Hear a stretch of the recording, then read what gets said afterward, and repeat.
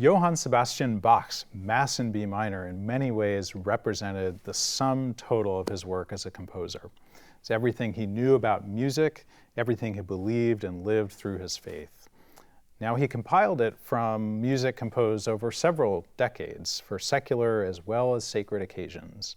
The section we're going to hear today, Bach's setting of the Sanctus section of the Mass, is actually some of the earliest music in the Mass in B minor. He composed it for St. Thomas Church in Leipzig in 1724, 1 year after his appointment as head of music at that famous church. He really wanted to kind of put on the dog and show him his best compositional skill. It's one of his most opulent and awe-inspiring choral movements. Now the chorus is divided in 6 parts in this piece, representing the 6 wings of the seraphim, the highest order of angels, these fantastical, wild creatures strongly associated with fire and purification. And part of the sacred text from which the Sanctus is drawn has the seraphim placing a fiery coal on the mouth of the viewer, on the prophet, to cleanse him from sin. In terms of its orchestration and layout, the piece is quite complex. There's actually 5 different separate ensembles sort of divided between the voices and instruments at the very beginning, almost the different angels crying out to one another. There's the high voices of the chorus, the 2 sopranos and 1 alto line, sounding like this.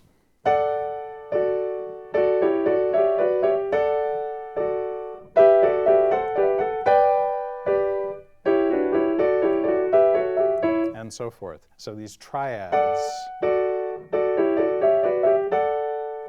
Then you have the low voices in the choir, the alto 2, the tenor and bass.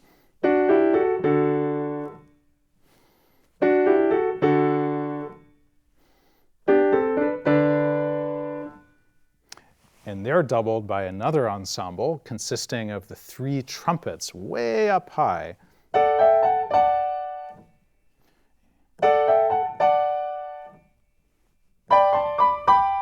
Almost going up into the stratosphere there. That's the 4 of the ensembles that we've heard right now. There's 3 oboes here also.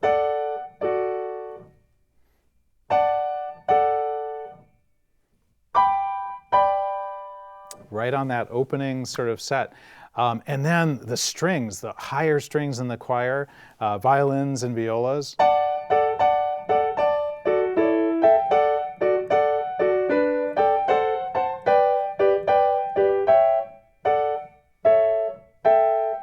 Adding this da-da-dee, da-dee, that dotted character strongly associated with kingship and a sort of regal character. And then, the best part of all, this wonderful timpani roll under the whole thing.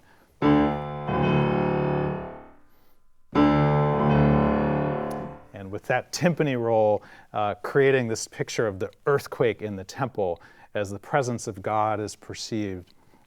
The whole scene is almost like that scene where you see the great and powerful Oz with the cauldrons of smoke coming up on either side. So after that sort of very impressive beginning that cycles through all the different voices and choirs and themes, he follows it up with this very complex fugue on the text, Pleni sunt caeli et terra gloria eius. Heaven and earth are full of his glory. And what he gives us this very leaping subject.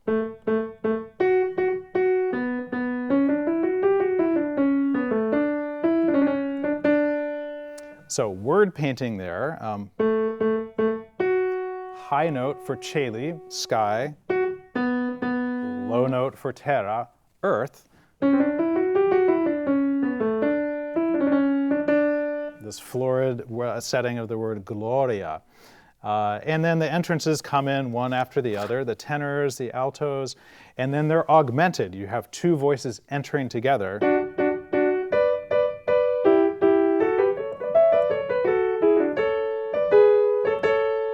I wish I could play thirds better than that. And this massive sort of pileup of texture with more and more excitement until the very end of the piece, where you have the sopranos of the choir in these crazy 16th notes.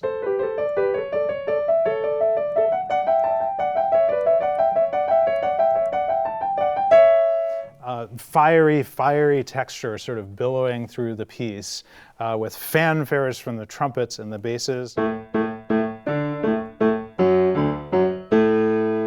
ending with a regal, stirring character. The setting is one of highest drama, and the passage from the book of Isaiah, from which this is drawn, depicts the scene of God arrayed in the temple. And this is perhaps the best dramatic introduction to Bach's setting of the Sanctus, drawn from the book of Isaiah. In the year that King Uzziah died, I saw also the Lord sitting upon a throne, high and lifted up, and his train filled the temple. Above it stood the seraphims. Each one had 6 wings. With twain he covered his face, and with twain he covered his feet, and with twain he did fly. And one cried to another and said,